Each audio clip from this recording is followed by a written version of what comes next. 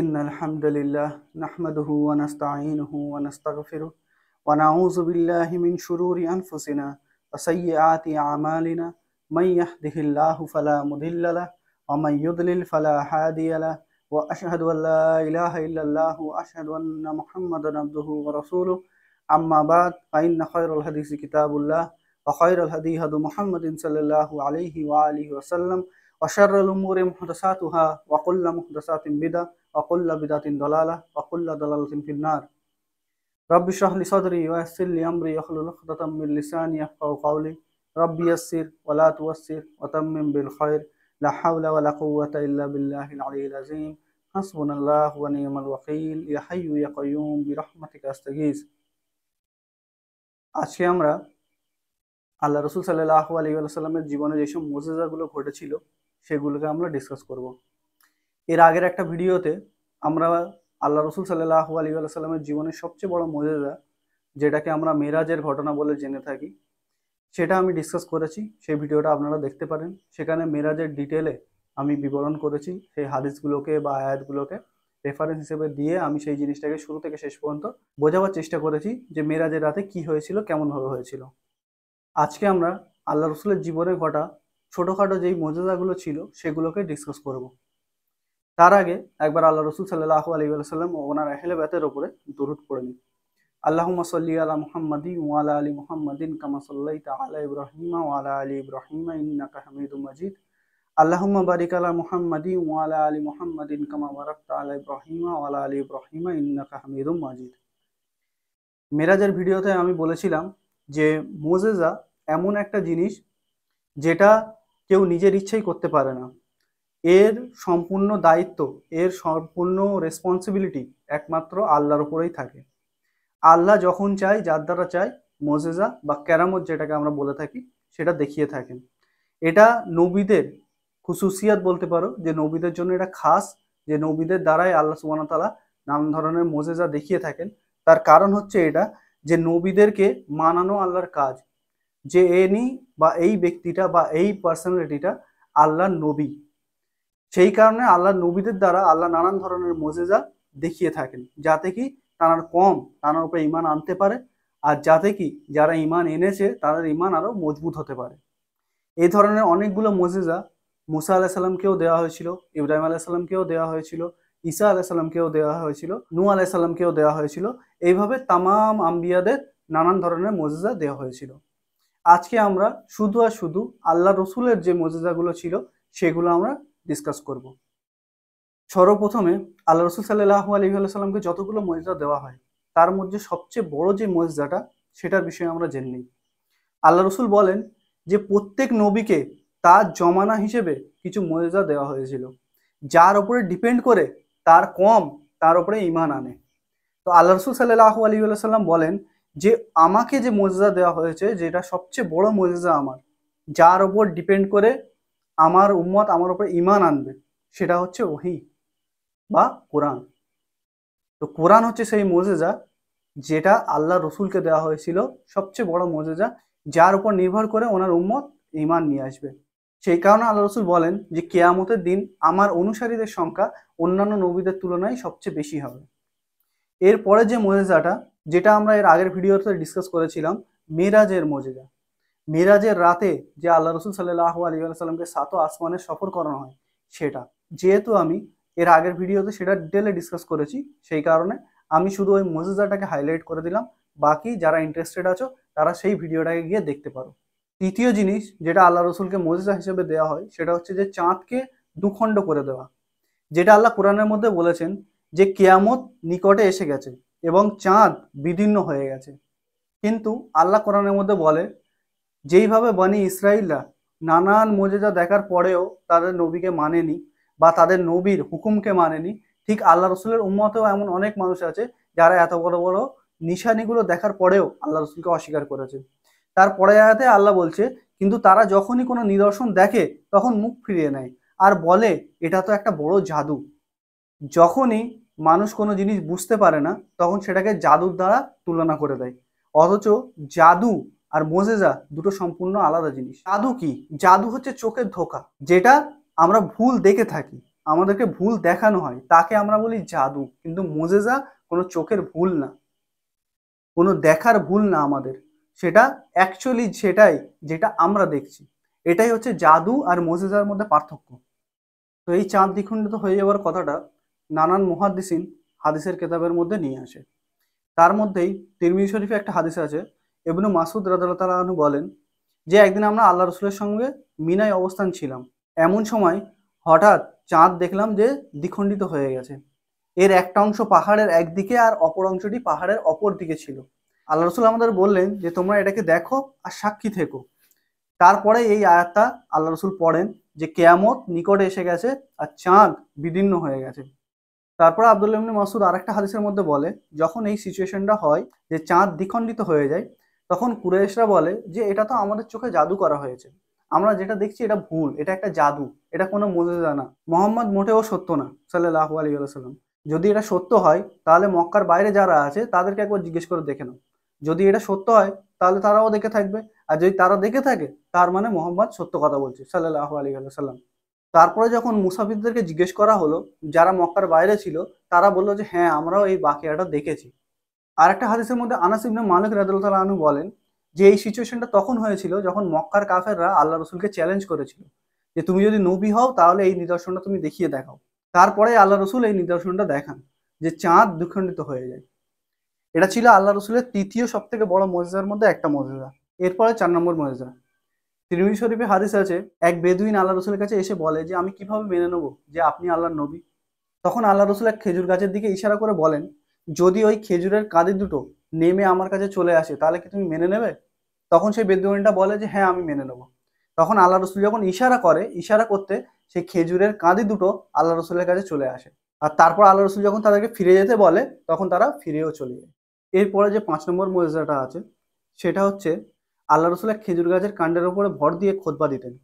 এক মহিলা আল্লাহ রসুলকে বলে যে হে আল্লাহ রসুল আমি কি আপনাকে একটা মেম্বার তৈরি করে দেবো যার উপরে বসে আপনি খুতবা দেবেন? আল্লাহ রসুল বলেন ঠিক আছে, তোমার যদি ইচ্ছা হয় তুমি দিতে পারো। যখন তাকে এই মেম্বারটা দেওয়া হয় আল্লাহ রসুল সেই মেম্বারের উপর উঠে খুতবা দেন। তখন ওই খেজুর কাণ্ডটা কাঁদতে শুরু করে, এত জোরে কাঁদে সাহাবারা বলে যে যেন মনে হচ্ছিল যে ফেটে পড়বে। তখন আল্লাহ রসুল মেম্বার থেকে নেমে এসে সেই খেজুরের কাণ্ডটাকে জড়িয়ে ধরে। ধরতে যেইভাবে একটা বাচ্চা ফোঁপাতে ফোঁপাতে কাঁদতে কাঁদতে চুপ হয়ে যায়, ঠিক সেইভাবেই খেজুর কাণ্ডটা আস্তে আস্তে আস্তে আস্তে শান্ত হয়ে যায়। তারপরের মুজিজা যেটা হাদিসের মধ্যে রিপোর্ট হয়েছে সেটা হলো একবার আল্লাহ রসুল টয়লেটের জন্য মাঠের দিকে বেরিয়ে গেলেন। যাওয়ার পরে তিনি দেখলেন যে কোথাও কোনো আড়াল নেই যে তিনি টয়লেট করতে পারবেন। তখন তিনি দেখলেন যে দুদিকে দুটো গাছ পাহাড়ের সাথে মিলিয়ে দাঁড়িয়ে আছে। তখন আল্লাহ রসুল যখন সেই দুটো গাছকে ইশারা করে তারা দুদিক থেকে এসে জুড়ে আল্লাহ রসুলকে পর্দা করে দেয়। আল্লাহ রসুল টয়লেট করে নেওয়ার পরে যখন তাদেরকে ইশারা করে আবার তারা নিজের জায়গায় চলে যায়। এরপরে যেটা হাদিসের মধ্যে আসে, সালামা ইবনে আকওয়া ওনার পায়ে খাইবারের যুদ্ধের দিন চোট লেগে যায়। এমনকি লোকজন বলা বলি করলো যে সালামা ইবনে আকওয়া মারা যাবে, বাঁচবে না। তিনি বলেন যে আমি তারপরে আল্লাহ রসুলের কাছে গেলাম। আল্লাহ রসুল যেখানে ক্ষত হয়ে গেছিল মানে তরবাল দিয়ে আঘাত পেয়েছিল সেই জায়গায় ৩ বার ফুঁক দিয়ে দেন। সালামা ইবনে আকওয়া বলেন যে আজ পর্যন্ত আমার এই জায়গায় কোনো সময় আর ব্যথাই হয়নি তারপর থেকে। এরপরে বুখারী শরীফে একটা হাদিসের মধ্যে আসে, এক সাহাবাকে আল্লাহ রসুল এক কাজেতে পাঠান। সে সেই কাজটা করতে গিয়ে পড়ে তার পায়ের নলা ভেঙে যায়। সে যখন আল্লাহ রসুলের কাছে আসে আল্লাহ রসুল জিজ্ঞেস করে যে তোমার পায়ে কি হলো? সে বলে যে এই বাকিয়া ঘটেছে, আমার পায়ের নলাটা ভেঙে গেছে। সেই সাহাবাটা বলে যে আল্লাহ রসুল আমার ওই জায়গায় হাত বুলিয়ে দিলেন, দেওয়ার সঙ্গে সঙ্গেই সেই জায়গাটা এমনভাবে ভালো হয়ে গেল যে কোনো সময় সেখানে কোনো চোটই লাগেনি। এর পরের মধ্যে যেটা আল্লাহ রসুল দ্বারা জাহির হয় সেটা হলো বুখারী শরীফে একটা হাদিস আছে, সাহাবারা বলে আল্লাহ রসুলের জমানায় একবার দুর্ভিক্ষ দেখা দিল। আল্লাহ রসুল জম্মার খুতবা দিচ্ছিলেন, এক বেদুইন এসে বলল যে হে আল্লাহ রসুল আমাদের জন্য দোয়া করো যেন আমাদের এখানে পানি হয়। তারপরে আল্লাহ রসুল হাত তুলে দোয়া করে, করতে সঙ্গে সঙ্গে পানি এসে যায়। হাতটা কি এমন পানি হয় যে সমস্ত জায়গা ডুবে যায়। সাহাবারা বলে পরের সপ্তাহে আবার সেই লোক এসে আল্লাহ রসুলকে বলে যে হে আল্লাহ রসুল এত পানি হয়েছে যে আমাদের ক্ষেত খামার সব ডুবে যাচ্ছে, আপনি আল্লাহর কাছে দোয়া করুন যেন বৃষ্টিটা কম হয়ে যায় আর পানি শুধু সেই সেই স্থানে হয় যেই যেই জায়গায় দরকার। আল্লাহ রসুল যখন মেঘের দিকে হাত করে করে দোয়া করে তখন সাহাবারা বলে যে মেঘগুলোকে আমরা ফাটতে দেখি আর যেই জায়গায় প্রয়োজন সেই জায়গায় পানি হতে দেখি আর অন্য জায়গায় পানি না হতে দেখি। এইভাবেই নানান সিচুয়েশনে আল্লাহ রসুল দ্বারা নানান মোজেজা আল্লাহ দেখিয়ে থাকেন। আরও একটা হাদিসের মধ্যে যেটা আসে, জাবির ইবনে আবদুল্লাহ বলেন যে হুদায়বিয়ার দিন পানির কমি হয়ে যায়, পানি কমি হয়ে যাওয়ার কারণে খাওয়ার পানিও পাওয়া যায় না, অজু তো অনেক দূরের কথা। তখন একটা পাত্রের মধ্যে সাহাবারা আল্লাহ রসুলের কাছে কিছু পানি নিয়ে যায়, গিয়ে আল্লাহ রসুলকে বলে যে হ্যাঁ আল্লাহ রসুল, আমাদের কাছে এতটুকুই পানি বেঁচে আছে, এর চেয়ে বেশি পানি আর নেই। তখন আল্লাহ রসুল কি করে, ওই পাত্রের মধ্যে হাত দেয়। হাত দেওয়ার ফলে সাহাবারা বলে যে সেখান থেকে এইভাবে পানি বেয়ে আসে যেন কোনো ঝর্ণা থেকে পানি বইছে। সাহাবারা বলে যে আমরা সবাই সেখান থেকে পানি খেলাম, অজু করলাম, এমনকি তারপরেও পানি বাঁচাও ছিল। যখন সাহাবাকে জিজ্ঞেস করা হয় যে সেই সময় তোমাদের সংখ্যা কত ছিল, তখন সাহাবা বলে যদি 1,00,000 থাকতো তাহলেও সেটা যথেষ্ট হতো, কিন্তু আমাদের সংখ্যা সেই সময় 1500 ছিল। তাহলে চিন্তা করো একটা বাটিতে কতটুকু পানি বা থাকতে পারে যে 1500 মানুষ সেখান থেকে পান করেছে, অজু করেছে, তারপরে বলছে পানি বেঁচে গেছে।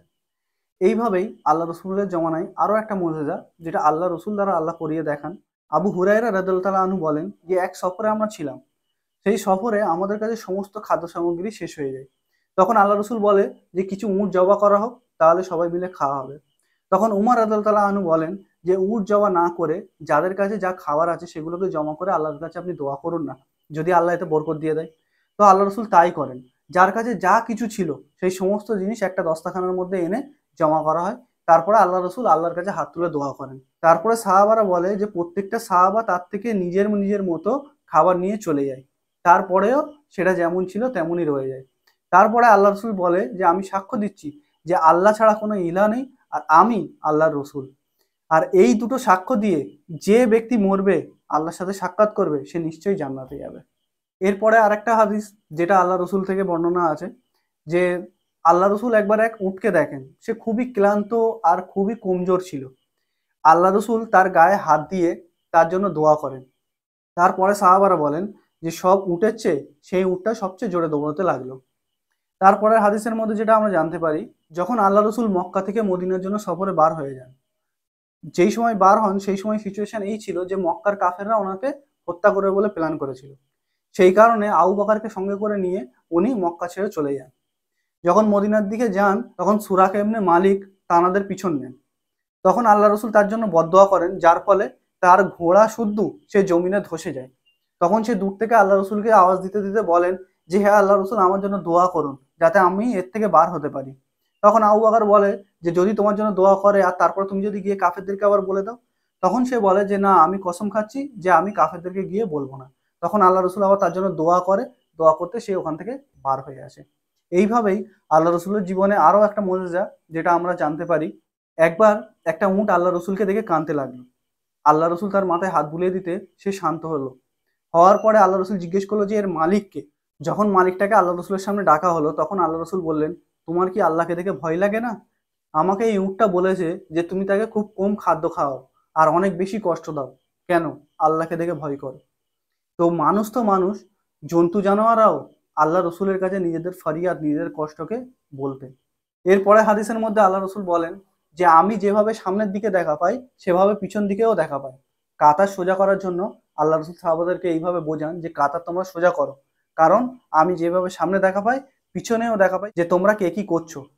এরপরে একটা হাদিসের মধ্যে আমরা জানতে পারি যে খাইবারের যুদ্ধের দিন নানান সাহাবাদেরকে যখন পাঠানোর পরে খাইবার জয়ী হচ্ছিল না, তখন আল্লাহ রসুল সাল্লাল্লাহু আলাইহি সাল্লাম বললেন যে কালকে আমি এমন একজনের হাতে পতাকা তুলে দেবো যিনি এই যে খাইবারকে জয়ী করবেন।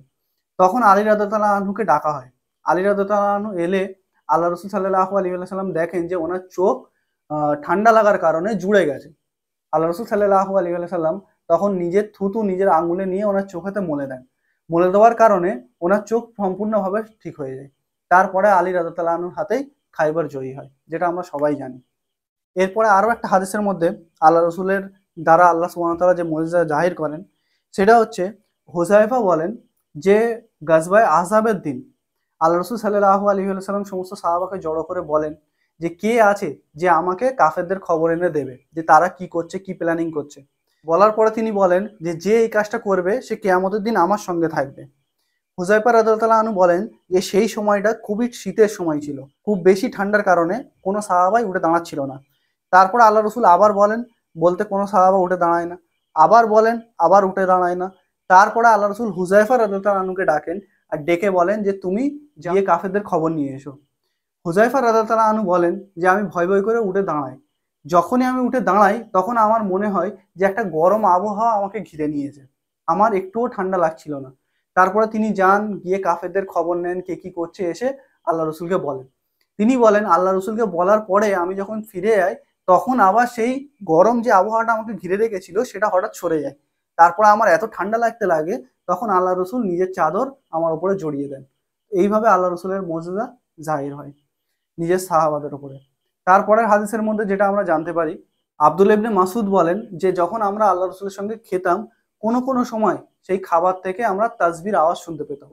এরপরে হাদিসের মধ্যে যেটা আমরা জানতে পারি, আল্লাহ রসুল বলেন যে আমি মক্কায় ওই পাথরটাকেও চিনি যে নবুয়ত লাভের আগে আমাকে সালাম দিত দেখা হবে। অপর এক হাদিসের মধ্যে মাওলা আলী আলাইহিস সালাম বলেন যে একবার আমি আল্লাহ রসুলের সঙ্গে মক্কার এক প্রান্তের জন্য বার হচ্ছিলাম। বলে আমি আল্লাহ রসুলের সঙ্গে যেই পাহাড় আর গাছের পাশ দিয়ে যাচ্ছিলাম, তারা সবাই আল্লাহ রসুলকে দেখে সালাম করছিল। এই যে সমস্ত মুজিজা আল্লাহ রসুল দ্বারা জাহির হয়েছে, এর উদ্দেশ্য শুধু একটাই, যে যারা আল্লাহ রসুলের উপর ঈমান এনেছিল তাদের ঈমান যেন আরো মজবুত হয়ে যায়। তবে আমি যেরকম শুরু থেকে বললাম যে মুজিজা এমন একটা জিনিস কেউ নিজের ইচ্ছাই দেখাতে পারে না, এমনকি আল্লাহ রসুলও না। যেটা আল্লাহ কোরআনের মধ্যে বলে যে কাফেররা আল্লাহ রসুলকে নানান মুজিজা দেখানোর জন্য চ্যালেঞ্জ করে থাকে। যখন চাঁদ দ্বিখণ্ডিত হয়ে যাওয়ার মুজিজাটা আল্লাহ রসুল দেখিয়ে দেন, তারপরেও কাফেররা ঈমান আনে না। তারপরে আর আল্লাহ সুবহানাহু ওয়া তাআলা আল্লাহ রসুল দ্বারা কোনো মুজিজা এমন দেখায়নি যেটা কাফেররা শর্ত হিসেবে দিয়েছিল। তো আল্লাহ রসুল যেমন বলেছিল যে সব থেকে বড় মুজিজা আমার কেতাব, ওহি, তার উপরে ডিপেন্ড করে ঈমান আনবে। আর যারা আল্লাহ রসুলের উপরে ঈমান আনবে তারা ওই কেতাবের উপর ডিপেন্ড করেই, বিশ্বাস করে ঈমান আনবে। তো এই ছিল আল্লাহ রসুলের জীবনের কিছু বড় বড় মুজিজা, যেগুলো আমি আপনাদের সঙ্গে শেয়ার করলাম। আশা করি আমি সমস্ত জিনিসগুলো আপনাদের সামনে রাখতে পারলাম। আর এই যে একটা, আমি মনে করি ইনফরমেশন যে আল্লাহ রসুলের জীবনে এত বড় বড় মুজিজাগুলো ঘটেছিল, সেগুলো আমি আপনাদের সামনে রাখতে পারলাম। আল্লাহ আমাদের এই কাজকে কবুল করুক।